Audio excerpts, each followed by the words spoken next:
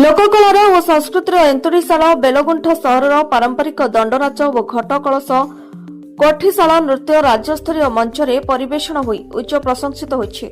ଗତକାଲି ସନ୍ଧ୍ୟାରେ ଭୁବନେଶ୍ୱର ଖାରବେଳ ନଗରସ୍ଥିତ ଭାରତୀୟ ବିଦ୍ୟା ଭବନ କେନ୍ଦ୍ରର ମୁକ୍ତମଞ୍ଚଠାରେ ଭାରତୀୟ ବିଦ୍ୟା ଭବନ ଏବଂ ଇନଫୋସିସ୍ ଫାଉଣ୍ଡେସନର ମିଳିତ ଆନୁକୂଲ୍ୟରେ ସାଂସ୍କୃତିକ ପ୍ରସାର କାର୍ଯ୍ୟକ୍ରମର 196ତମ ଅଧ୍ୟାୟ ଅନୁଷ୍ଠିତ ହୋଇଯାଇଛି। ଏହି ସାଂସ୍କୃତିକ ସନ୍ଧ୍ୟାରେ ଗଞ୍ଜାମ ଜିଲ୍ଲାର ବେଲଗୁଣ୍ଠାର ନେହେରୁ ମହିଳା ସମିତିର କଳାକାରମାନଙ୍କ ଦ୍ୱାରା ଓଡ଼ିଶାର ପାରମ୍ପରିକ ଲୋକନୃତ୍ୟ ଦଣ୍ଡନାଚ ଏବଂ ଘଟ କଳସ ବା ମଙ୍ଗଳା ନାଟ ଅତି ଚିତ୍ତାକର୍ଷକ ଭାବେ ପରିବେଷଣ କରାଯାଇଥିଲା।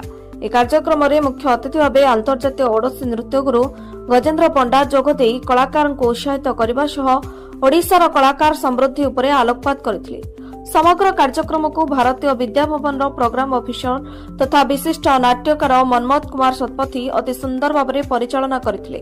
ନେହେରୁ ମହିଳା ସମିତିର ସମ୍ପାଦିକା ଟି ବବିତା କୁମାରୀ ଏବଂ ଉପସଭାପତି ଟି ସ୍ୱପ୍ନା ବିନ୍ଧାଣୀଙ୍କ ନେତୃତ୍ୱରେ କଳାକାରମାନେ ମଞ୍ଚରେ ଆକର୍ଷଣୀୟ ପ୍ରଦର୍ଶନ କରି ଦର୍ଶକମାନଙ୍କୁ ବିମୋହିତ କରିଥିଲେ। ସମିତି ପକ୍ଷରୁ ପରିବେଷିତ ଦଣ୍ଡନାଟ ଧୂଳିଦଣ୍ଡ ଓ ଅଗ୍ନିଦଣ୍ଡରେ ଢୋଲିଆ ଭାବେ ଶତ୍ରୁଘ୍ନ ନାୟକ, ଶଙ୍କର ନାୟକ ଓ ନବଘନ ନାୟକ ସହଯୋଗ କରିଥିବା ବେଳେ ପ୍ରଭା ନାଟକରେ ଶିବପାତ୍ର, ଅଗ୍ନିଦଣ୍ଡ ଖେଳରେ ଉଜ୍ଜଳ ଦଳେଇ ଓ ଶିବପାତ୍ର ଏବଂ ବୀଣାକାର ଭାବରେ ମହେଶ୍ୱର ବେହେରା ନିଜର କଳା ପ୍ରଦର୍ଶନ କରିଥିଲେ।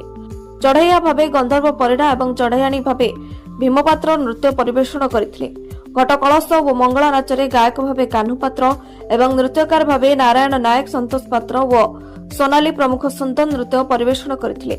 ଏହି ସଫଳ ସାଂସ୍କୃତିକ କାର୍ଯ୍ୟକ୍ରମରେ ବେଲଗୁଣ୍ଠା ତରୁଣ କଳାକାର ସଂଘର ସଂଗଠକ ସିଏଚ୍ ଲିଙ୍ଗରାଜ ପାତ୍ର, ସମ୍ପାଦକ ଡି ଗଗନ ବିହାରୀ ବିନ୍ଧାଣିରା ଏବଂ ଉପସଭାପତି ଚିନିଂ ମହେନ୍ଦ୍ର କୁମାର ପାତ୍ର ପ୍ରମୁଖ ସମ୍ପୂର୍ଣ୍ଣ ପରିଚାଳନା କରିଥିଲେ। ରାଜଧାନୀ ବୁଦ୍ଧିଜୀବୀ ଓ କଳାପ୍ରେମୀଙ୍କ ଗହଣରେ ଏହି ପାରମ୍ପରିକ ଲୋକନୃତ୍ୟ ଉଚ୍ଚ ପ୍ରଶଂସିତ ହୋଇଥିବା ବେଳେ ପୂର୍ବରୁ ମଧ୍ୟ ଚିନିଂ ମହେନ୍ଦ୍ର କୁମାର ପାତ୍ରଙ୍କ ନେତୃତ୍ୱରେ ବେଲଗୁଣ୍ଠାର ପ୍ରସିଦ୍ଧ ମଣିଷ ବାଘ ନୃତ୍ୟ ଏବଂ ଏହି ମଞ୍ଚରେ ପରିବେଷଣ କରାଯାଇ ବେଶ୍ ଆଦୃତ ହୋଇଛି। ବେଲଗୁଣ୍ଠାରୁ ଶିବରାମ ଚୌଧୁରୀଙ୍କ ରିପୋର୍ଟ, ଶ୍ରୀ ନ୍ୟୁଜ୍।